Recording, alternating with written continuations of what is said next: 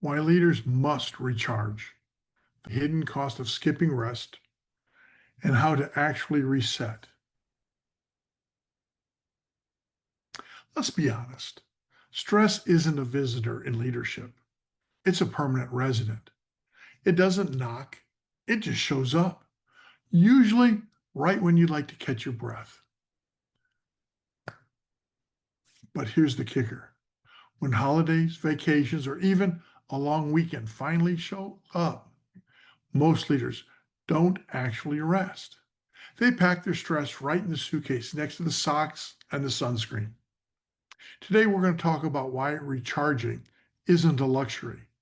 It's part of the job description, and why ignoring that truth is slowly wrecking your performance, your clarity, your relationships, and your health. The problem: leaders don't disconnect when they're away. They simply relocate their stress. Phones on, email alerts pinging, Slack messages buzzing, mind still on the plant floor. And here's the deeper, more dangerous problem: chronic stress becomes your normal. You don't even recognize you're on fumes.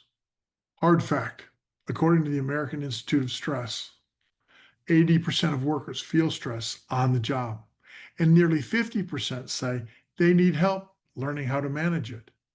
Long term, unchecked stress raises the risk of heart disease by 40%, increases turnover intention by 50%, and decreases cognitive performance by up to 25%. In manufacturing, the stakes are even higher. Tight deadlines, safety sensitive environments, supply chain fires, people shortages, machine breakdowns. It's not a job where you can fake presence. When I was running operations at Lazy Boy, there were seasons where we were pushing so hard that my brain never shut off.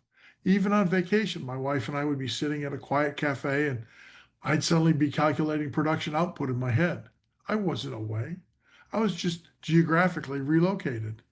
And like most leaders, I didn't realize how bad that was until the warning lights came on. Fatigue, slower decision making, and, my personal favorite, shorter patience with others. The symptom: you return from time off still tired, or worse, more tired than when you left. You know the feeling. The inbox avalanche hits immediately. You have to schedule a whole day, your first day back, to go ahead and recover.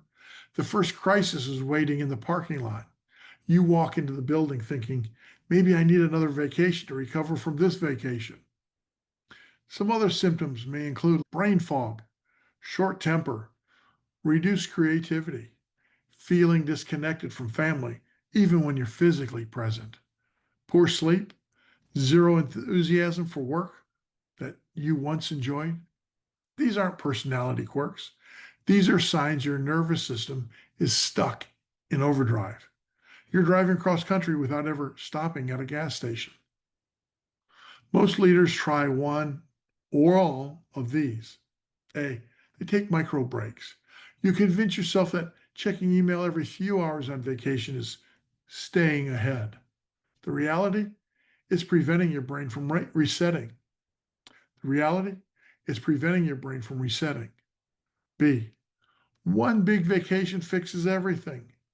You grind all year, counting on that 1 week in July to carry the whole load. It's basically trying to fix a leaking roof once a year with duct tape. C, workations. Laptop on the beach, conference calls by the pool, a little quick catch up at night.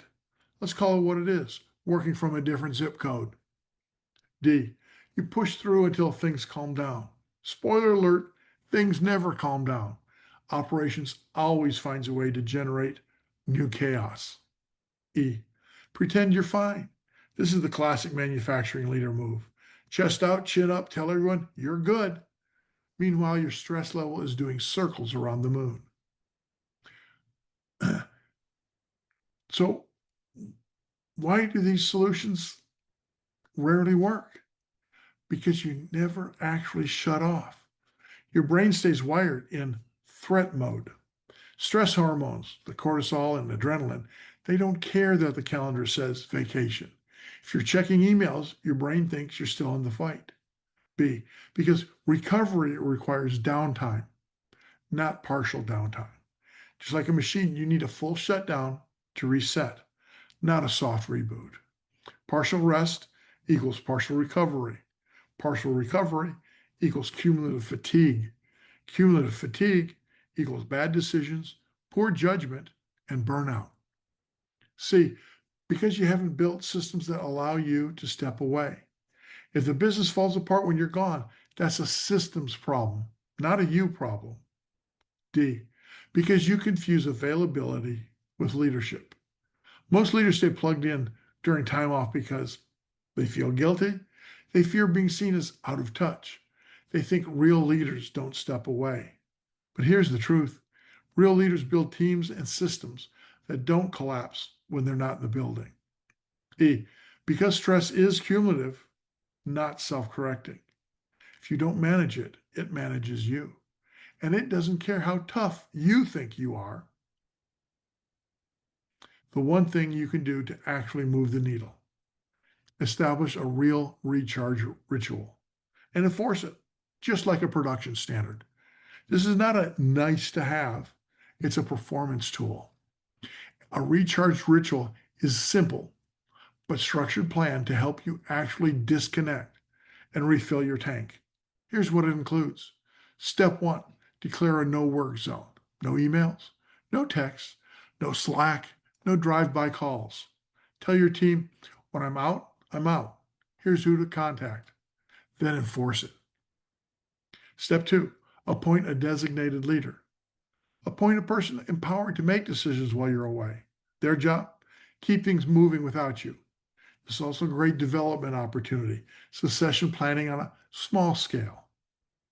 Step 3, set response expectations. If it's truly an emergency, call me. If it's not, don't. Clear, simple, powerful. Step 4, choose an activity that actually recharges you. I know this is kind of highly personal. Could be hiking, could be reading, could be riding your motorcycle. I know it was for me for a lot of years. Could be quiet mornings with coffee, seeing new places, being totally disconnected from noise. Pick something that shuts your mind off and slows your body down. Step 5, do a reentry plan. The day before you return, spend 30 minutes reviewing the top priorities, delegating unnecessary tasks, slotting time for that first day back. This prevents the day one shockwave that usually undoes the entire vacation. In fact, you could probably even do this before you leave on vacation. So look, stress is real, and in leadership, especially manufacturing leadership, it isn't going anywhere.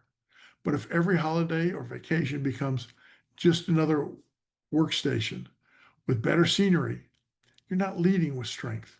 You're leading with depletion. The best leaders aren't the ones who grind the longest.